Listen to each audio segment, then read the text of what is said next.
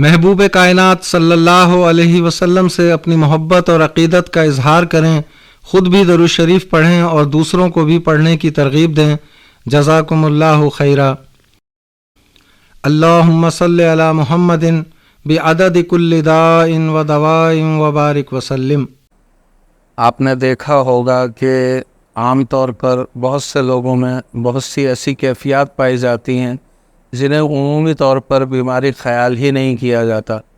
مثلا کوئی انسان سوتے میں اچانک چارپائی سے اٹھے اور چلنا شروع کر دے، یا یہ کہ چلتے چلتے جو ہے وہ آپ دیکھتے ہیں کہ بعض اوقات انسان خود سے ہی باتیں کرتا ہوا محسوس ہوتا ہے۔ اسی طرح ہم دیکھتے ہیں کہ بعض لوگوں کو سونے کے دوران، نیند کے دوران جو ہے وہ باتیں کرنے کی عادت ہو جاتی ہے، مگر وہ باتیں اس انداز سے کر رہے ہوتے ہیں کہ ان کے الفاظ سمجھ میں نہیں آتے، اور ہونٹ ہلتے ہوئے یا مختلف انداز کی آوازیں اس کے منہ سے نکلتی ہوئی محسوس ہوتی ہیں، جسے ہم بڑبڑانا کہتے ہیں۔ تو ہومیوپیتھک میں چونکہ علامات اور کیفیات ہی بنیادی طور پر علاج کی متقاضی ہوتی ہیں، تو ہم ایسے مریضوں کو جنہیں بڑبڑانے کی عادت ہو جائے، سوتے میں وہ باتیں کرنے لگیں، تو ان کے لیے بہت سی ادویات استعمال کی جاتی ہیں۔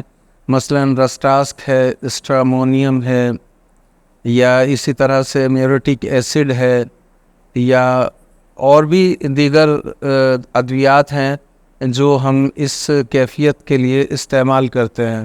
مگر یہ پیش نظر ضرور رکھیے کہ مریض کی اس بڑبڑانے کی کیفیت کے ساتھ ساتھ اس میں پائی جانے والی کچھ دیگر عادات بھی علامت کے طور پر جو ہے وہ پیش نظر رکھیے، تاکہ دوا کے انتخاب میں آسانی رہے۔ ہمارا یوٹیوب چینل ڈاکٹر عبدالسلام عادل ضرور دیکھیں اور ویڈیو ان لوگوں تک بھی پہنچائیں جنہیں اس کی آپ سے زیادہ ضرورت ہے۔ ویڈیو پسند آئے تو چینل کو سبسکرائب کریں اور بیل آئیکن پر کلک کرنا نہ بھولیں، تاکہ چینل پر آنے والی ہر ویڈیو آپ کو فوراً مل سکے۔